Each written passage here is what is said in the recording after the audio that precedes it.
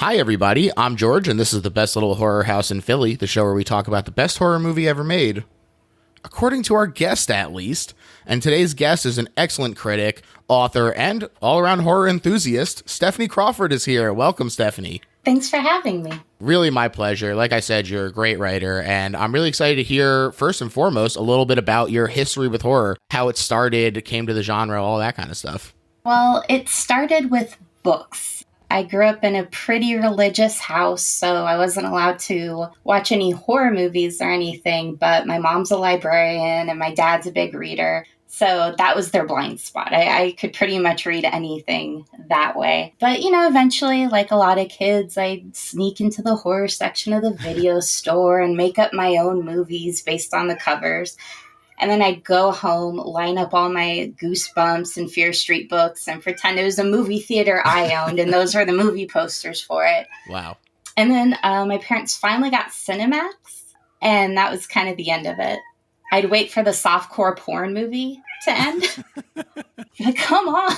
And then they'd show, the classics like Pinocchio's Revenge and Leprechaun 3 and Friday the 13th Part 3. A lot of Part 3s.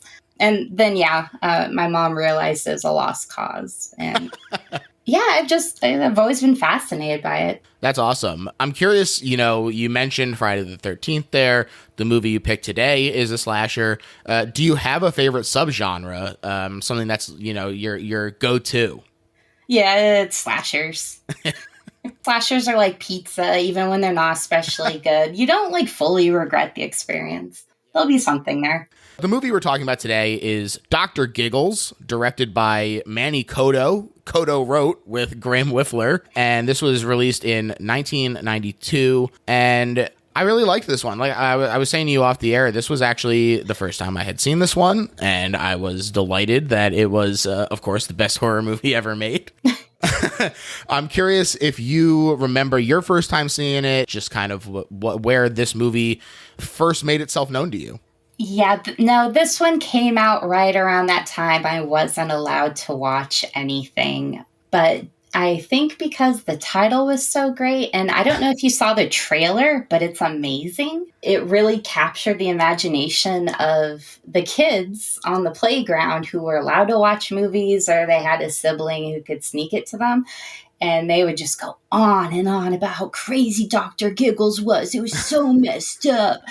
And I was like, oh, man, I bet that's so scary. But yeah, I got older and it was always kind of floating in the back of my mind. I was like, I'm finally going to see what all the fuss is about. And it actually exceeded it. Those films you kind of build up when you're a kid, they don't always pay off when you're older, but I think Dr. Giggles delivers. Hell yeah. Hey, pun intended. Am I right? Thank you. I'm glad you got that. I kind of leaned in. Like, Yeah, I think that definitely makes a lot of sense. I think we all have movies like that for sure. The Ring was definitely one for me. I remember being terrified just from the descriptions and then finally watching it and being like, wow, this is really incredible. But Dr. Giggles was shot in Portland, Oregon, where Dark Horse Comics is headquartered. And that's actually the first movie produced by the Dark Horse Entertainment wing of the comics company, who would go on to release such hits as The Mask, Time Cop, Mystery Men, Sin City, and Hellboy. None of these happened without Dr. Giggles being their break-in. That's right. He's the granddaddy of them all. That's right. It's also, I think, a really interesting time to get into the horror movie game, too, because it is a time of transition where people were kind of abandoning the more sincere slashers of the 80s that a lot of people felt too good for now to the meta commentary of Scream in 1996. But I think that this movie in particular really helps to create an environment for Scream to succeed because it is sort of both ahead of its time in terms of self-awareness while also still being a throwback. Great observation. A lot of people will say that this was kind of a downtime for horror films. They weren't really popular either in a trashy way or when Scream came out in a hip way. But I do think a lot of really interesting movies did come out, and Dr. Giggles is definitely one of them. Yeah, and, like you mentioned, the humor, he even breaks the fourth wall in it. I'm not going to say he, directly impacted all these things, but, you need someone to kind of test the waters for you. Exactly. And these throwback elements that it has, I think, play into the very specific style of self-awareness that the movie has, where it's kind of just heightening the already silly elements. Like, it understands that there is a certain, like, comedy to this doctor running around killing people, doctor in quotes, and it leans into that. It says, yeah, you're right, this is kind of silly and fun, so we're gonna have fun with it. Yeah, and so much of that is Larry Drake is so perfectly cast. Yeah. It's hard to think of someone who could have done this as well. I think there's probably a lot of great Dr. Giggles running out there in the world, but Larry Drake was definitely born for it. Yeah, like everyone else plays it pretty straight. The teenagers, well, so, certain scenes aside, they're pretty normal teenagers. For at least our leads are. But yeah, I feel like his direction was just kind of Manny Kodo just like putting his arms down and be like, just go for it. That scenery there, just chew it. Full meal, just go for it. He's really the guide for the audience. Sometimes it makes it feel a little uneven. You have moments that play it very straight, and he comes in with his puns, and you're like, oh, I guess, yeah, it is a horror comedy. All right. Yeah, absolutely. And I think the wisecracking and sort of like prop comedy that he's doing with like not only the gadgets and toys that he has, but also kind of using the human body as a prop does feel a lot like a comic, which obviously with Dark Horse producing, you want it to have that kind of comic book feeling. They're trying to put their stamp on this.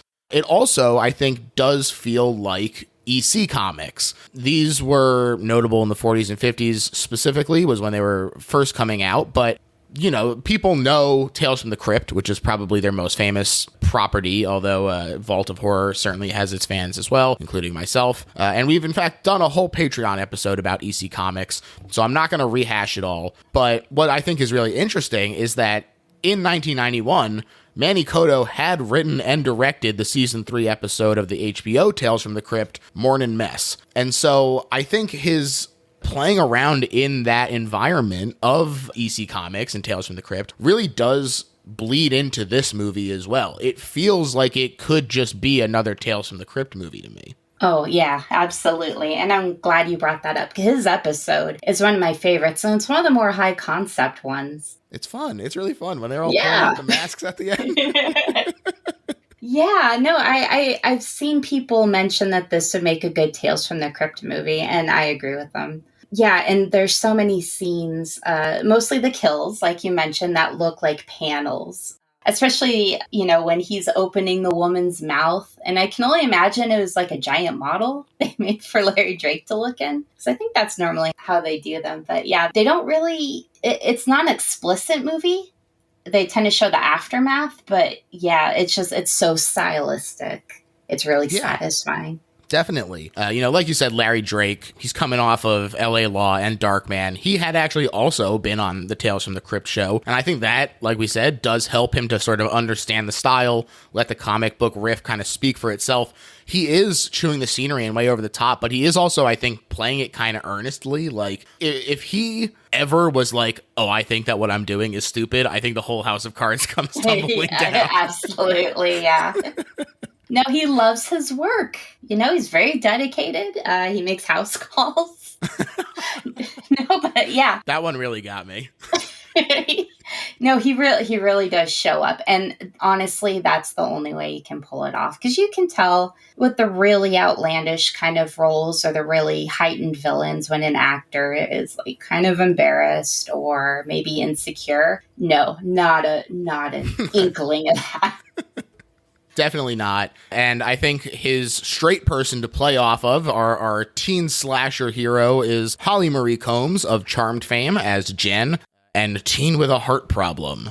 That's her standout thing, is she's got this heart condition. And honestly, as in terms of like motivation for the killer, I've seen a lot worse. Yeah, that's an interesting choice because it does work tying in with his backstory, but also, I don't know, it's kind of a double-edged sword because on one hand, you're like, she's a tiny teenager just from the suburbs. How is she going to go against this psycho killer? And oh no, she has a medical condition, so she's like doubly vulnerable. But on the other hand, he's listing off all the things she can't do, and it's almost like, oh, is she going to be like so weak? It's going to be kind of sad or boring. And thankfully that didn't happen, but I have to wonder if that was a challenge while they're making it. Like, how do we make her relatable but not completely boring? Yeah, I think that does make a lot of sense in terms of, like, so often the sort of crux of these don't have sex or do drugs kind of motivations that wind up being sort of the core,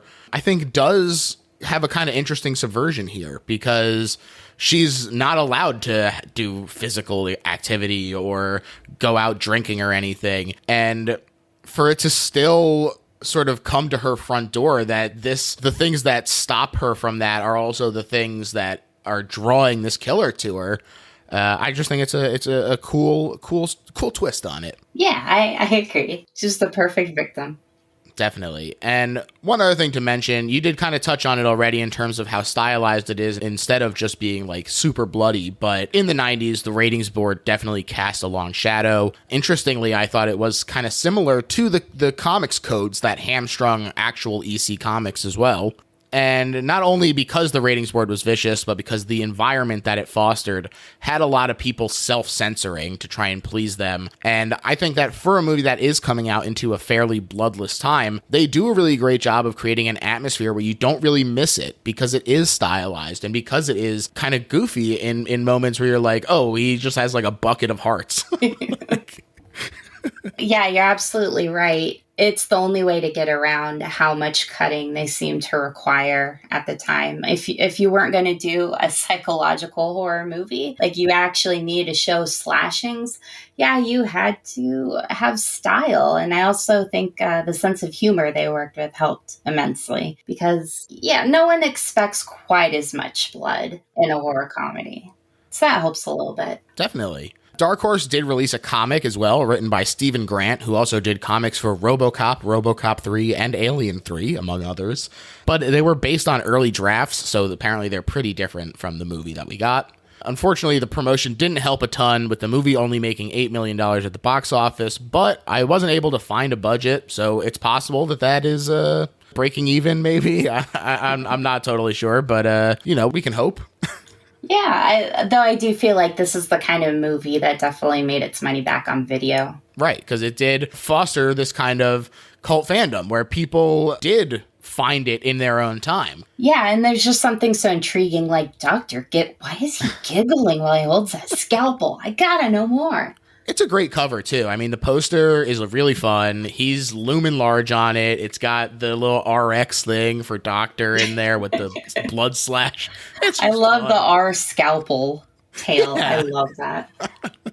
To get into the actual movie now, first of all, really satisfying Universal logo. That 90s Universal logo is just like chicken soup for the soul. But it really starts with this quote from Hippocrates that says, "For extreme illness, extreme treatments are most fitting." The classic heart rate monitor line appears as the letters of the title slowly fill in, and I really laughed a lot when they all kind of come in pairs, and then they're like, oh yeah, and the period for Doctor appears on its own, the last thing. And we're in the bloodstream for the credits. It follows some platelets, and, this, again, is a moment where it's like, I could see why some people might bristle against this 90s CGI here, but I love the time capsule aspect of it. I think it's really fun because it is kind of silly looking to go through this artery here, but it's fun. And you can really see that for where CGI was, it really feels like a huge swing to go for this. And so you got to respect it, I think. Yeah, no, I was thinking for 1992 is really good. Yeah. It did also remind me of the beginning of Look Who's Talking. With the egg getting fertilized. And it came out a couple years before. So I wonder if that's an homage. I hope it is. Could be.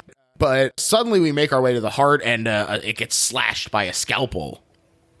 We pull out, we see the doctor who did it is in an operating theater, and the patient is just in normal clothes, which is surprising. And they get this double joke in there as the patient expires, and the good doctor says, you win some, you lose some. And then he pulls out a circular saw and says, get ready to experience the cutting edge of medicine. And I really respect that we're 3 minutes and 45 seconds into the movie, including the production cards, and you can already tell if this movie is for you or not.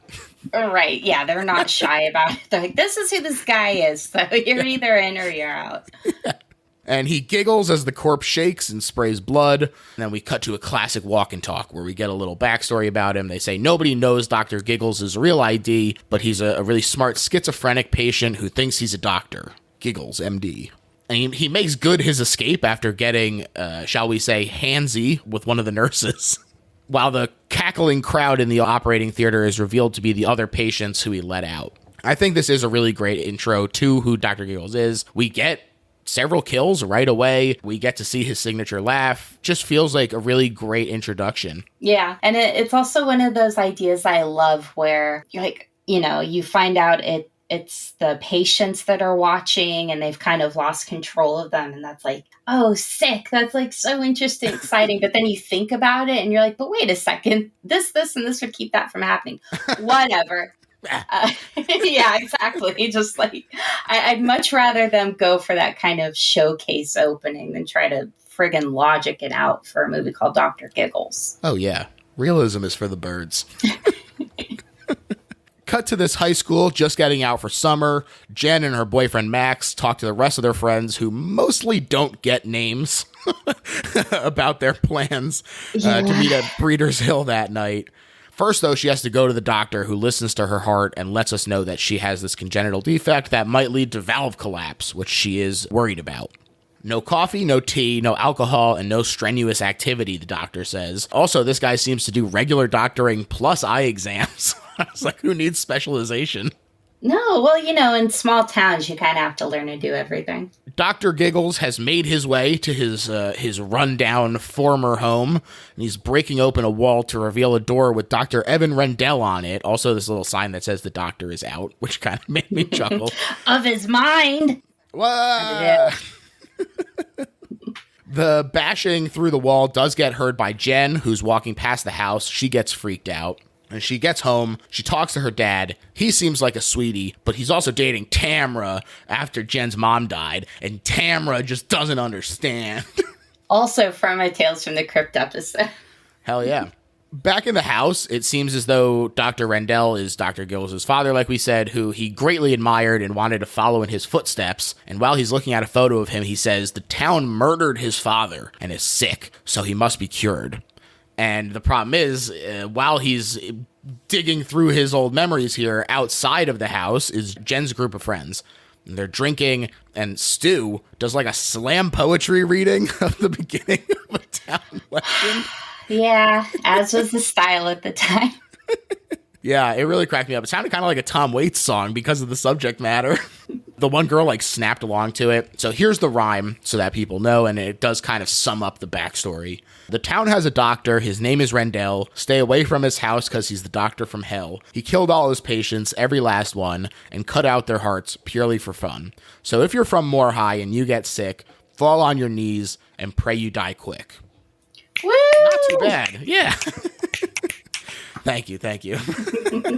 Pretty fun rhyme, obviously sort of aping the Freddy Krueger nursery rhyme that the kids chanted, but I think they make a pretty fun one here. Oh, yeah, and that's another thing. When I mentioned, the kids on the playground talking about this movie, they love that kind of stuff that you can copy and, chant to other kids trying to be all cool and spooky, so it's pretty clever adding that in. They dragged the doctor out and stoned him, apparently, and then went to kill his son, but he was gone. I thought it was funny and fucked up that the town was like, yeah, get that fucking kid, too. Oh, right. You're like, maybe Dr. Giggles has a point. The kids are looking for secret passages since one of them thinks that Dr. Giggles has been hiding there all along. Meanwhile, he's just shaving and getting on his uniform. And Stu traps two of the other kids in a dark room, and they're kind of freaking out. Stu, this is stupid. I appreciated as one of they get a pun in as well. Yeah, they're rank amateurs next to Giggles, so. That's definitely true. Definitely true. But they hear the giggle and the shadow passes under the door. And then I love this guy like fakes Fulci style eye trauma. He like looks through it, pretends to get stabbed in the eye. It's amazing. Yeah, that seemed to be popular. Just like, I know it'd be hilarious pretending something horrific happened to me and tricking my friends. It's like, good sense of humor, guy. I'll get him. Classic. But while he gloats, he gets his comeuppance because a little needle slowly comes through the lock and it pokes him, squirting something green before he collapses, vomiting bloody foam. You know, like we said, they have to sort of stylize things to get around the blood. This is pretty gross. Yeah. Gurgling things from the mouth usually are pretty effective. The door opens and in walks Giggles, who does get the girl with the needle as well. And an older neighbor, Elaine Henderson, hears their screaming, and she walks her dog over to check things out. More giggles lead her to look in the keyhole where she sees his eye, which I also thought was like a genuinely pretty effective moment, very Black Christmas. Yeah. And, you know, I've sort of compared it to several huge movies now at this point, and I love that it is sort of taking these influences and sort of rearranging them into a new shape. I think that it's really satisfying to be able to be like, hey, that's kind of like this other movie, but making it fresh. It's not just repeating it. It really brings it into its own context. Yeah, it's I will say it's definitely a people pleaser movie. Yeah, nothing wrong with that. No, not at all. It really feels like every level of this is made to be like a really popular Friday night rental for teenagers. And good for you. Hell yeah, good for you. The start of the summer carnival is happening. Jen and Max are up on Breeders' Hill looking down on it, and he does get drunk, but she abstains on doctor's orders, and the cops chase them away. The cops do also dismiss the call from Elaine, who is home now getting ready for bed. She accidentally leaves the door unlocked when she lets the dog in, and I know we're not here to poke holes in it. We've already said that the realism is not the issue, but for me, if it were me and I'd just seen a scary eyeball in an abandoned house, locking the door would be top of mind for me. Right. And even though that dog allegedly didn't know how to use the doggy door, block that thing. Also, the pills that she set aside have changed from red to blue. She's going back into the Matrix. You gotta pay attention whether you're taking Dayquil or NyQuil. She settles into bed to read the tabloids, but starts to choke. She's calling for a doctor, and who should be there but Dr. Giggles. This is when the good thing I make house calls moment happens.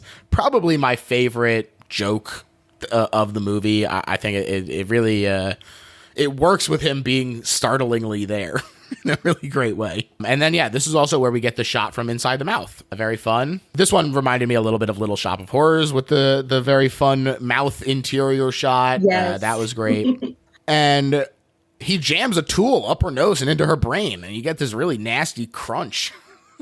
Yeah, and there you go again. We don't, see the impact, but just the idea and the sound effects. Ugh. It's great. Ugh. Yeah. The cops finally do get to the house and they check things out, discussing more facts of the case. Apparently, Dr. Rendell had been killing patients looking for a new heart for his wife, trying to do a heart transplant before that was even a thing. I love the one cop who's like ahead of his time, but out of his mind. Everyone has to get their one-liner in. It's a very democratic movie. The younger cop does find some modern fabric there, and he is suspicious, but the older cop gets him to go. And there on the Ferris wheel, Jen tells Max about her heart issue. She also tells him that her mom died on the table during a routine operation, in quotes, and her recurring nightmares about that are back. So she bails on the evening, understandably. Right. Yeah, no, it's not a good movie to have medical trauma in. That's for sure. She comes home, she hears Dad and Tamara having sex, and in her rage, she throws her little heart monitor into the fish tank. She says, "Sorry guys, guess I'm just destined to screw up everyone's night," which was really funny to me. It's like, it wasn't an accident. You dropped it in there. Are you really sorry? Those poor fish are confused. The doctor does stand outside watching her house, a la Halloween, which was also very fun there as he's standing. You get some good music swelling behind him. Yeah, some Exorcist. Very nice. Yeah. And It's Stu's house. He and his girlfriend sneak back in to have sex, and his little brother is there. They have so much of the Dr. Mario music in this movie. And I was like, I find it very improbable that that got signed off on. But I was wondering. It's like, is that why it's not on Blu-ray in America? Like, they can't clear Dr. Mario? I genuinely think that might be the reason, and it's a shame because that fever theme is a damn classic. Yeah, no, again, like, just a great early 90s moment. Like, can you believe how addicted kids are to video games? Isn't that crazy? Terminal. Oh my God, one of the best moments of the movie. It's like Giggles, if you have no idea. Stu drops the condom in the toilet after going to the bathroom to put it on? Yeah, this is probably the grossest scene of the whole movie. Guts, gore, it can't compare to a teenage guy trying to wrangle a unrolled condom in and out of a toilet. Yeah, fishes it out with a toothbrush. The ultimate in horror. That scene. And then stealing his mom's lingerie for his girlfriend to wear. That kid has some issues. Definitely. While he's doing this, Dr. Giggles murders his girlfriend, who never got a name, by jamming an X-Acto blade thermometer into her throat. This is, really, the toys do a really great job of, like, conjuring a genuinely uncomfortable feeling in me. Oh, yeah, because underneath your tongue, it's just nerves, like, oh. But that's one of the shots when I was talking about how it felt like a comic book frame. That's one of the big ones, with his hand right in front of her and her eyes widening. Yeah. Especially like in a movie like Creepshow, that would be the one where it like freezes on it and then we get like the page folding graphic. Yes. Stu heads into the room with his pants and boxers back on. And his hat. Yeah. Come on. The hat stays on. Then he goes under the covers and finds the doctor instead of his girlfriend. And again, he's like, 3 times her size? But no suspicious lump there. No. He's not even playing a stoner or anything. What's his excuse? He's focused on one thing and one thing only. The doctor says, "I hope you have protection," and stabs him in the junk to death. Yeah, good political messaging there. I'm glad they put that in. Jen looks at some old photos and she cries and then leaves, but the other door opens and in strolls the shadow of the doctor. This is a fun moment. Nice little subtle, I mean, it's not that subtle, but like compared to him just showing up and being like, "Hey, I'm here." For this movie, yes, it's very subtle. Maybe this is the most of a stretch for a connection, but it did kind of look like the Hitchcock cameo shadow a little bit. Who knows? Yeah, no, I wouldn't be surprised. Yeah, when you have a similar body type like that, it's like, why not take advantage of it? Yeah. The dad goes to check on what he thinks is Jennifer, but it's actually an empty bottle. But she's not supposed to drink. I know. Oh, she's in trouble now, but he and Tamara are fighting about her being sad about her mom, which is like, Tamara, come on. No, like except for with the cops, there's a new cop and he's actually calling out how strange everything is and how they need to actually investigate. Yeah. But the rest of them are just cartoonishly stupid, terrible cops. And the same is true for the girlfriend. Like, she has to not just be like, kind of uncomfortable with a teenage daughter being around. She has to be out and out. I don't care if she has a heart condition. I don't care that her mother died. I want to have sex. If we don't, I'm going to eat all your already melted ice cream. Yeah, oh my she's God. terrible. The melted ice cream. What is that? They got to get that freezer checked. She pulled that out. It has to be one of those things where they're like, okay, get the prop. And they're like, all right, who left this out? And an intern is just like inching away. Oh, those set lights get real hot. Right. No, it's like the condom scene. It's like a more disturbing image than it probably should be. And yeah, she stays behind while the dad goes to look for Jen, and she's a prime candidate for a wellness check from the doctor, unfortunately. She's crying. She throws some ice cream at the mirror, and While she's cleaning the ice cream, she spots the doctor's bag on her bed before being restrained and having the ice cream vacuumed out of her stomach. And then he turns on the razor part of this contraption, which shoots a bunch of blood into the liquid ice cream. This is nasty too. Yeah, this is a very Tales from the Crypt TV show kind of death, which I really appreciated. Yeah, and also, I don't know, it just, diet culture was really big back then. So I don't know, it just like throwing everything in from safe sex to, hey, there's fat and sugar, let's get it out of you.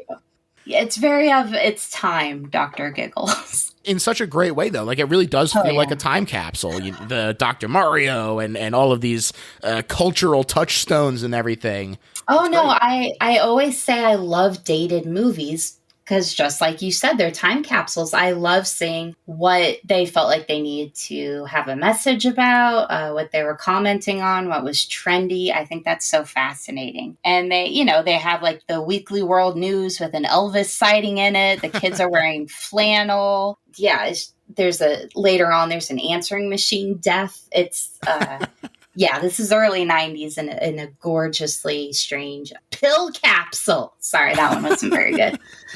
It was pretty good. You're very kind.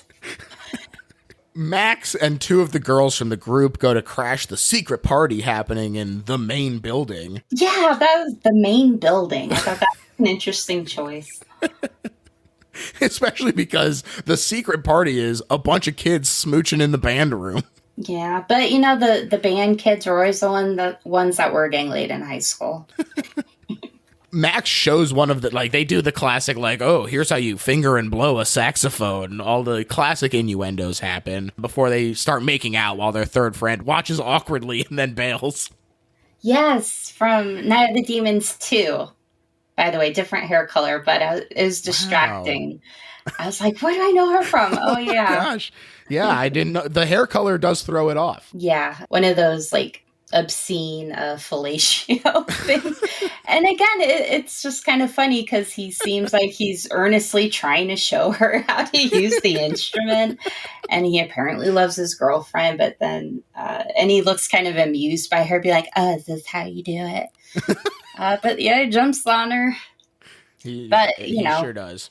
Those teenagers played by 25-year-olds. So true. The doctor does find Janitor's heart monitor, and he flashes back to his mother's death, where his father went mad laughing, and so did the boy. And he says, oh, great. More high can wait. I gotta carry on father's legacy and make him proud. Yeah, he's a good son. He's a sweet boy. That's right. Jen goes back to the party, and the third friend directs her towards the band room. And Jen is rightfully furious after seeing Max make out with this other girl, and she storms back to the carnival once again, but now the doctor is watching her, clocked from her photo in the room. Yeah, and this is back in the days where you had to bring the framed photo with you. No cell phone to pull out and be like, scroll. Yeah, that's her.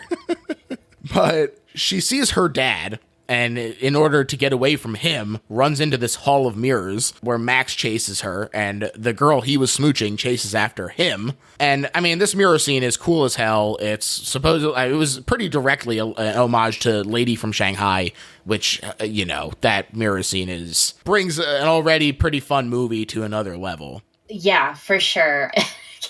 It's one where I love it. I love anything set in a haunted house or an amusement park or, any kind of ride set up like that. But he kind of kills one girl with a giant Band-Aid that I feel like you only buy at a party store, but he had it ready, which is great. And our heroine, she keeps crashing through the mirrors, and I feel like they should have been more well reinforced if people are going to be bumping into them repeatedly. Yeah, she's not running that fast. Yeah, but anyway, see, that's me thinking too hard. But you're right, it's very fun. It is, and this girl in the polka dots who apparently will finally learn her name is Corinne at the very end of her life when she says they got Corinne. But she smashes her nose on the mirror, and the doctor confronts her, and then Jen discovers the corpse, which is stuck to the door with the novelty Band-Aid. Very fun reveal. And Jen does back up through the mirror. She gets out through the emergency exit as the doctor pursues her, and she does manage to escape, running back to Mrs. Henderson's, but she's hit by the cop car instead. Yeah, I told you, those cops, man. I'm not impressed. Not impressed. They are not helpful at all. In fact, they do damage to her. They literally throw her to the ground with their car, and she tells them that a doctor is trying to kill her. Max goes to the police station and tells them the same thing, and he suggested that it's Dr. Rendell's son, and these cops are eating so much Chinese food. Yeah, no, I love it. They're like, oh, let's have me donuts. No, it's nighttime. Chinese food. Okay, yeah, Chinese food. It also feels like they were like, okay, but this is actually going to be like crafty for the day, so just order a bunch of fried rice, and everyone's just going to have that on the desk. That's a good point. It did not look like film eating. It looked like they were really tucking in. But they also don't believe her. And it cuts to this absolutely bonkers sequence where it reveals how the doctor snuck his kid out. Whew. Maybe the most outlandish and delightful thing in the movie for me. Yeah, this is... I think the whole movie's delightful. I think it fires on all cylinders, works on all levels, all those kinds of things you want to say. But this scene is what puts it over. And it had a lot of competition. This was the time where there was a lot of occupation-based horror movies, You had the surgeon, you had the ice cream man, you had the paper boy. but yeah, ultimately this kid was sewn into the corpse of the mother.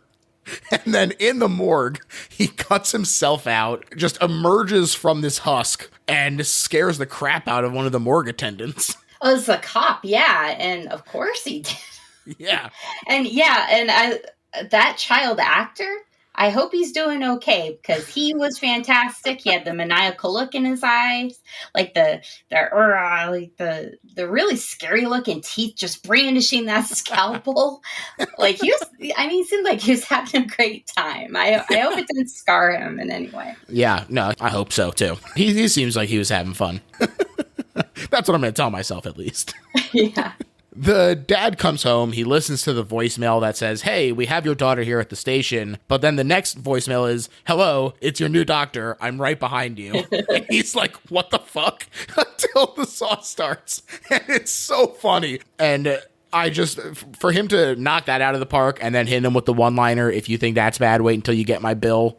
I'm just like, this is what the movie's all about, baby. That's how you sell a gimmick. He commits to it. The cop comes strolling on into the house, so the doctor hides, and then stabs his spine while he inspects the corpse. Years ago, I cut myself pretty badly with an X-Acto knife. So, again, even though we're not seeing, the goriest shots, just knowing that he's working with surgically sharp tools, it's still pretty eeky. Definitely. The cop spins, fires a shot into the doctor, who laughs it off. Nice. He does also operate on himself, which I thought was really fun. That's a great scene, too. They kind of copied that for the trailer. They do a version of him operating on himself. But yeah, it's wonderful. Yeah, and it's also a little bit, we get a little bit of character information there because he's giggling maybe harder than he does for the rest of the film. So it's oh, you giggle to hide your pain too. Yeah. Oh, poor Dr. Giggles. The younger cop does believe that it's the Rendell kid, and he finds a possible candidate in the escaped schizophrenic that the computer provides him. Thank you, computer. Computer, find candidates. Enhance. Bam, this thing can do anything except play Dr. Mario. The cop leaves Max there, who promptly climbs out of a window, and I feel like it was maybe surprising how easy it was to escape a police station. Yeah, it's like that scene in Hell Night. It just seems like you can just casually stroll in and out however you need to. Well, we're better for it, so. Yes, I suppose so. At least as film goers, for sure. Yes. Dr. Giggles calls the chief pretending to be Mr. Harper and gets Jen's location at the hospital where the real doctor is keeping an eye on her heart. And she has this dream where the real doctor says they need to go in and he turns into Dr. Giggles. I really like this exposed heart effect that's there. Yes, yeah, it's very effective. When she wakes up, though, the doctor is like, hey, you're going to be fine, until suddenly he's stabbed in the back with scissors, and Dr. Giggles says, if I were you, I'd get a second opinion. Okay, that's a great line, like a great delivery, great timing. But I think that's such a scary idea, too. Like you wake up from a nightmare, you only just start calming down, and then it actually happens. That's really scary to me. Yeah. Especially because she is in the middle of like having a really bad time. Like she has been running around and everything. Her heart, the reason that the doctor took her there is because he was like, I think her heart valve might collapse pretty soon. Yeah, if this night doesn't kill her, then like we need to turn her into a RoboCop or something. I also was just thinking that it's really funny that like it's so perfectly timed that I feel like he came up with the joke first and then he hung out and he was like, I'm gonna wait until like, yeah, he was gonna storm in. And he's like, no. You have a reputation at this point, Dr. Giggles. We gotta live up to that. That's right. It's about quality of care. No, really, his lines are just as important as his kills. Maybe even more so. Controversial opinion, maybe? Some might say. The real doctor gets him back by stabbing his leg, and they like sword fight briefly with a reflex test and a metal rod. That's great. Giggles does kick his butt, though, and then uses a BP cuff to choke him, which the choking face is really grotesque. It is, yeah, but it's funny because, like, that's a really big pressure taker thing. I've never seen that one large. I'm like, is that for, like, an elephant leg? But, yeah, when it's one of those great things where, like, that's kind of silly, and it cuts back, and it's a wonderful practical effect. Yeah, and then you get, as always, the great capper where he says, either you're dead or my watch is stopped. Though I do like how he looks down at his watch and is profoundly fucked up and broken and covered in blood. Also, like, Jen is passed out. That guy is dead. It's for nobody. He's just doing it for himself, and I respect that. Yeah, hell yeah. He's committed to the craft. Boy, I need to stop saying committed with this guy. We get the point. Committed to the asylum. He drugs Jen, and he takes her to his lab. Meanwhile, the young cop goes to her house, finds the dad, who still hasn't actually quite died yet, and tells him that it was the doctor. Yeah, I guess it would have been too traumatic for her, but I was never really too impressed with the dad. Yeah, and so the cop leaves again. Dr. Giggles prepares to give Jen one of several hearts in a bucket to fix her broken one. It's nice to have a selection. Yeah. And as the cop enters the like lab or doctor's office, he finds a bunch of corpses in the waiting room. And I thought it was so funny that he actually pukes. Yeah, like holding a magazine. Yeah, it reminded me of, the Happy Birthday to Me scene. And yes. I forget which Sleepaway Camp sequel kind of does something like that as well. But yeah, you gotta love a room stuffed with corpses. I've been lovingly posed. Because I think we've all felt that way in a waiting room. Am I right? Oh, got him. I do really love it, though. I think that this is a fun moment for the cop who, like, I wasn't expecting him to get this, like, moment of physical comedy or anything, and then here he is. Yeah, he even gets a puke take. Yeah. I'm glad they gave him stuff to work with. Giggles tells Jennifer that she's going to be the first to use his father's machine, since his mother died before she could, but before we can replace the heart, we have to stop it from beating, and his defibrillator is a bunch of car batteries. Yeah, it's like, okay, first bad news, he's going to try out medical technology on you that's experimental and over 30 years old. 2 car batteries. So yeah, this poor girl, I feel like she would have already been passed out, like out of just sheer exhaustion at this point. And she looks terrified, and he says, you may be having second thoughts, but when you wake up, you'll have had a change of heart. Hey. He's full of them. Yeah, he is our crypt keeper. He's wonderful. The cop enters with absolutely zero grace and points a gun at Giggles. And Giggles says, have a heart, gently tosses one at him as a distraction. and causes a The power one he was surge. about to use, too. Yeah. I don't know why that stood out to me. I'm like, oh, come on. Give that to her. And now she's going to need the giant heart. Yeah, I think that's not going to work. Nope. I'm telling you. He escapes when the lights flicker during this power surge, and the cop resuscitates Jen while Giggles grabs a golf club. Yeah, because it's what doctors do best. You burnt, doctors. Max arrives as well. I thought it was funny that she was happy to see him too. Like, I get it. I get why she would be happy to see anyone who's like a friend, but also it's like, oh, I guess infidelity can wait. Yeah, no, I do like, and I think Holly Marie Combs probably added this in as a good actress part, but she kind of side eyes him for a second, but then you kind of see it turning in her head like, now's not the time. Giggles goes absolutely wild with the golf club, taking down Max and the cop alike. Jen shoots and misses as he absolutely manhandles this cop. I can't believe this cop gets up after getting knocked like 20 feet through a window with a golf club. Adrenaline, I guess, you know? It's pretty exciting third act. Yeah. He also gets lit on fire as the fight continues. That's amazing. Well, yeah. It's a dangerous area covered in cobwebs and questionable machinery. Yeah.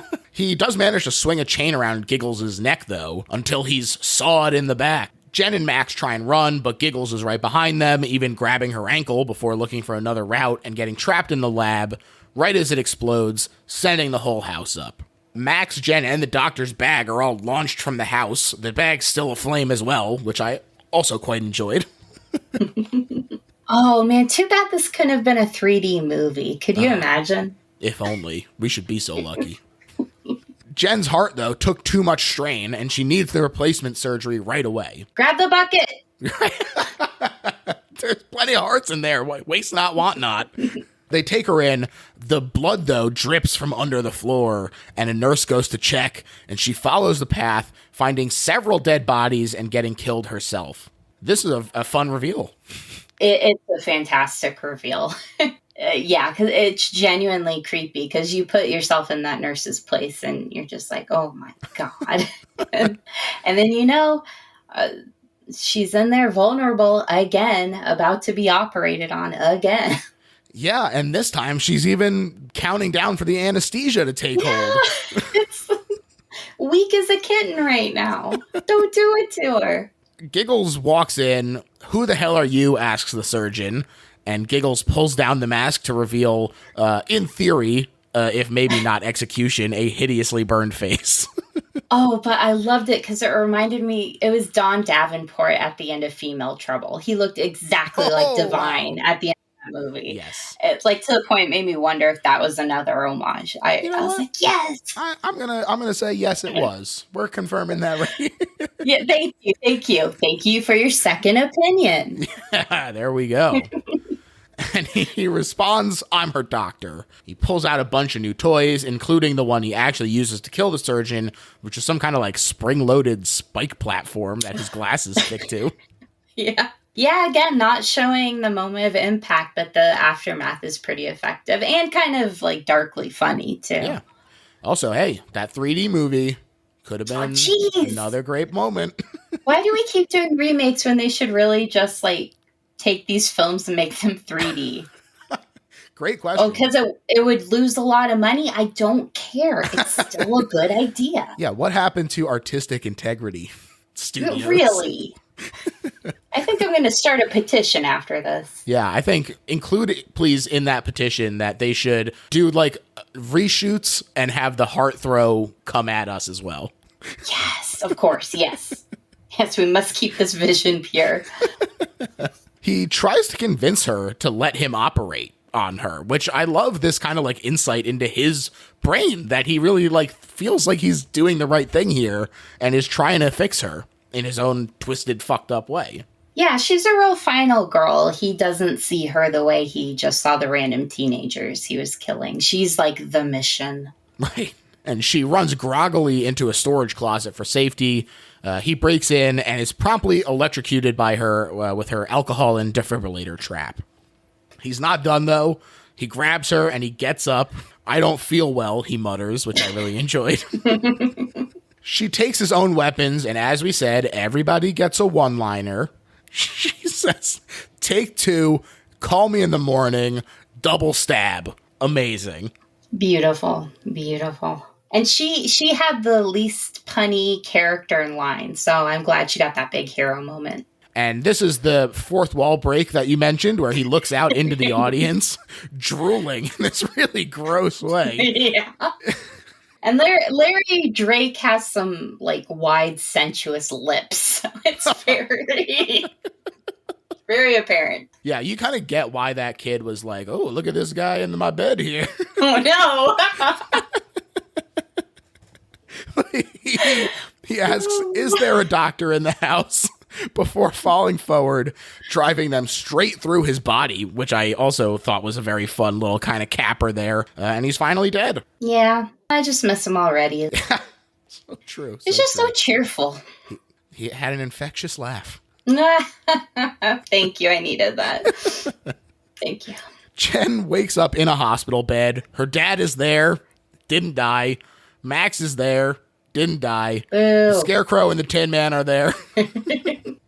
I also did really like that the dad is only there for a couple seconds just to be like, yeah, I am alive. And then Max gets the hero moment here as he smooches her and her heart rate quickens and we cut to black. Victory is ours. Really fun ending, especially with Dr. Gimme the News cover playing over the credits. Yeah, yes. What an outfit. Yeah, I love those slam bang endings into like an ironic like rock song playing at the end. Yes. That's just a very specific thing I like. And it's a very sweet ending, because when they pull in on her heart rate, you imagine like it's going to spike up like she's scared all of a sudden, or maybe flatline right before we fade to black. Then it's romantic. Hell yeah. Hell yeah. This guy doesn't deserve her, but like, whatever. Yeah. He got really lucky that they just went through an awful experience. Yeah, no. Like, they probably broke up a week later. Like, when she's like, now that I'm recovering, I realize what a terrible mistake this is. Yeah, the adrenaline wore off. She was like, what am I doing? But now, Stephanie, we've reached the part of the episode where we sum up why this isn't just a good horror movie, but is, in fact, the best horror movie ever made.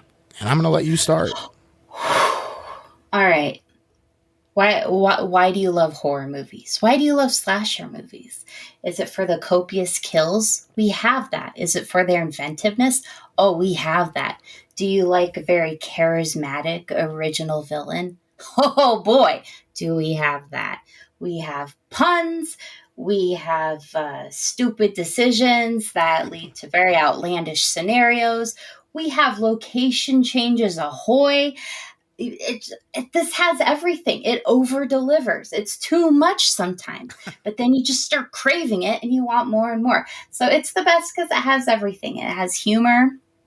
It has like really disgusting things. It has kind of pat psychological ideas. It doesn't delve into too much, which is good. I don't want to waste my time on that. I want to see things getting shoved into orifices, and that's what I get. So yeah, clearly Dr. Giggles is the greatest horror movie of all time.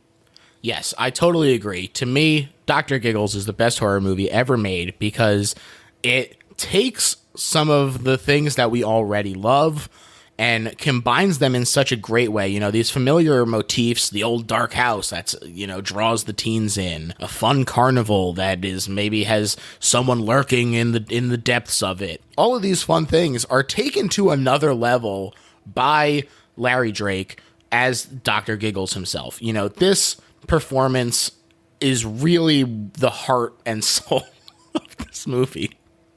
And I just think that he does such a great job with it. We mentioned the earnestness that is integral to a movie like this, that if he blinks for even a second, that it just doesn't work. And I think it is so much to his credit that he doesn't blink, that he is able to take silly material seriously in a way that creates such a fun movie. I just think it is throwing back to these EC comics in a fun way while also kind of looking forward at what the future of horror might be. It has this intense CGI moments where you're like, whoa, they're really using like all the technology that's available to them. There are practical props and effects and stuff. It is so much fun. And the fact that it is so underseen, I think, is more criminal than Dr. Giggles himself even. And I just think that the fact that it pulls these things together in such an interesting way, especially, I don't know if I mentioned that this was Manny Coto's directorial debut. You know, he comes out swinging with this, and we see him just absolutely knock it out of the park, and so does everyone else involved. It's just a wonderful time. Best horror movie ever made. Yeah, I agree. Like everything's very confident in this movie, which is really wonderful, and it's a huge reason why I think it works. I feel like everyone's like, yeah, let's commit. Stop using that word. Let's just really buy into this Dr. Giggles concept. Yeah, and why not? Stephanie, I want to thank you so much for coming on the show. This was so much fun. Please tell the people where they can read your writing, find you on Twitter, all that stuff. Oh, okay. Yeah, you can find me on WebMD. Sorry, the Twitter. I'm Scrawfish there. Definitely give her a follow. And as far as my plugs, you can follow me on Twitter at Little Horror PHL. That username applies pretty much everywhere. Letterboxd, Instagram, mostly on Twitter though versus Instagram. And you can also check out the Patreon where we talk about all kinds of other stuff, bonus episodes and commentaries. But you know, the bonus episodes, especially if you enjoyed this movie, we, like I said, talked about EC Comics, a whole Patreon episode about them. And I love Tales from the Crypt. I think it is super, super fun. It is a big part of like my horror experience growing up because my dad had a mask of the Crypt Keeper that was just like the most scary thing to me in the world. Oh, cool. And yeah, it's just it's such a fun time period and like and earnestness to like punny jokes and it combines the comedy and horror in such a great way, and I love it. So I encourage people to check that episode out as well as this movie. What else? Mailbag. bestlittlemaiLbag@gmail.com if you have a question or a comment or whatever, and rate and review if you're enjoying the show. And that is it. Thanks everyone. Bye.